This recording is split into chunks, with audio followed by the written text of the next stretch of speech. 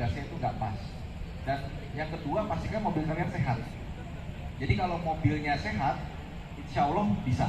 Tapi kalau mobilnya nggak sehat, itu pasti ada. Itu juga berpengaruh gitu. Kalau misalkan kita pakai mobil yang nggak sehat, yang tadinya harusnya mobil 100 HP misalkan, itu bisa jadi 380 HP. Makanya kalau misalkan kita habis servis, habis ganti oli apa segala, terasa kan, wih kadang-kadang jadi enak nih, olinya bagus. Sebetulnya belum tentu karena olinya bagus juga. Bisa jadi karena yang sebelumnya olinya udah jelek, kita ganti yang lebih baru, ya kan, mesinnya jadi lebih enteng. Nah, kadang-kadang jadi lebih enak. Rata-rata yang mobil dari tahun 2010 sampai sekarang itu di Amerika itu cuma 10% aja. Jadi kemungkinan itu kebetulan saya pakai mobil listrik juga. Sekarang kilometernya ada 32.000, yang satunya 10.000. So far sih so good ya. Oh, ya aku tahu yang kecil itu kan? Iya, yang kecil sama yang gede. Iya, aku tahu, aku ngeliatnya yang kecil itu. Perawatannya, detailingnya seperti apa? Udah pikirnya kejauhan gitu loh, Mas. Iya. Ada ketakutan tersendiri. Yang lucu kan? adalah orang tuh banyak yang takut sama range ya. Maksudnya, sekali gas cuma 300 kilo. Ada yang cuma 200 kilo gitu kan, tergantung harga. Bahkan ada yang 150 kilo gitu kan. Hari kita jalan 50 kilo itu udah gede banget. Yes. Kayak kita kalau di Jakarta mungkin bolak-balik Bekasi Sudirman gitu kan, bisa 50 kilo gitu kan. Saya pun sendiri di Klaten ya, tiap hari buat antar jemput sekolah segala macam itu ngecas rata-rata sekitar seminggu sekali. Iya. Artinya dengan kita sisa 20% aja itu masih banyak sisanya. Yes, sampai benar. dulu awal-awal kita tuh kalau mengisi mobil itu 50% ya kita isi. Sekarang kalau istri saya itu ya di rumah ada mobil listrik gitu kan, saya mau pakai truk tinggal 20%, tinggal 25%. Saya protes gitu kan. Ini tinggal 20%, masih jauh kok tuh, tetap masih jalan aja, masih cukup gitu kan. Kalau saya kan tipikal orang kayak gitu ya. Iya. Ketika ada mobil listrik pun juga sama. Saya waktu itu malam-malam gitu kan, orang tua minta dijemput. Saya pikir mobil tinggal 25% atau ternyata dijemput minta diantarin ke puncak. Karena bapak saya ada di puncak gitu kan. Terus saya bilang, lah kalau ke puncak tau gitu tadi aku naik mobil yang lain gitu kan. Ya kalau kamu gak nganter nanti mama sama papa pulang bawa mobil sendiri-sendiri dong. Oh ya udahlah saya anter lah. Daripada perhara. Iya, dari pasar Minggu ke Sudirman ke puncak balik dari 20% tinggal 7%. Oh, aman ya. Tapi takut nggak? Ya awalnya sih kayak, aduh nyampe nggak ya? Nyampe yang mudah amat ya. Dua orang tua kan. Ajarnya tuh. Cuma pas udah jalan gitu kan 11%, udah lanjut pasti nyampe kok. Ada rasa malas gitu loh. Malas ya. Dan kita ngecas mobil listrik itu kenceng. Butuh pembiasaan aja. Itu dia. Karena kalau mobil listrik kan juga dia ramah lingkungan juga ini ya Mas ya, yang pastinya ya. Dan yang lucu kemarin saya naik teman saya pinjam Ioniq saya buat ikut drag race. Drag race di Lanut Wonosari ya. Oh, di Lanut Wonosari. Iya, kan ada. Nggak usah pusing-pusing lagi, nggak usah takut. Aduh, jangan-jangan nanti nggak nyampe. Pasti nyampe. Ya kan 100% aja bisa untuk berapa tadi Mas? Berapa? Tergantung mobil, ada yang 4,5, ada yang 300. Nah, ada yang 300, ada yang 4,5. Jadi aman lah ya. Jogja, Semarang bisa lah ya? Bisa, aman gitu ya. Nah, Mas Ridwan, boleh dong disampaikan buat teman-teman yang ada di sini kira-kira next gitu. Next untuk target Mas Ridwan sendiri di sektor otomotif apa lagi nih? Next kalau buat saya pengennya ke depan itu apa ya, saya lebih pengen banyak edukasi sih sebenarnya sih, biar orang tuh pakai mobil, pakai motor itu lebih tertib lagi.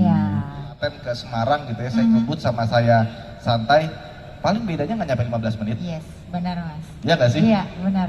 Tapi ketika kita ngebut, itu apa ya, ilmu peluang lah ya. Peluang untuk terjadi sesuatu yang nggak enak itu lebih gede dibanding kita bawanya santai.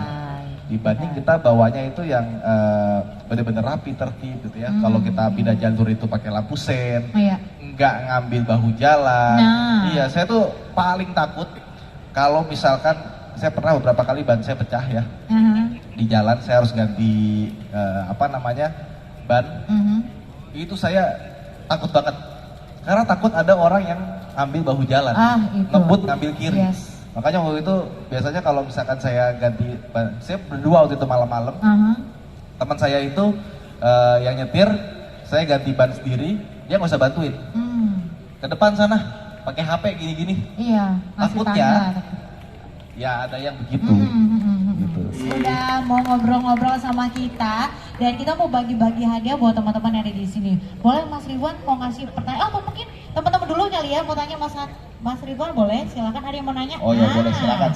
Silakan, saya izin ke bawah dulu, Mas. Jangan berhubungan sama pilpres ya. Hah? Jangan. Atau jangan Mas Ridwan mau ikut? Apa tuh? 2024? Enggak? Waduh. Silakan. Ya, terima kasih. Nama saya Arkan dari Seragen. Jadi Yang nge-vlog bus bukan Mas? Bukan. bukan itu. Oh, bukan ya. Saya A-nya 2. Oh iya.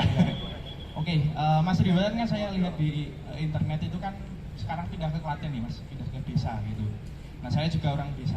Nah kira-kira dengan adanya mobil listrik ini orang desa nanti bakal gampang buat gunain nggak ya Mas? Karena kan fasilitasnya mungkin masih sedikit.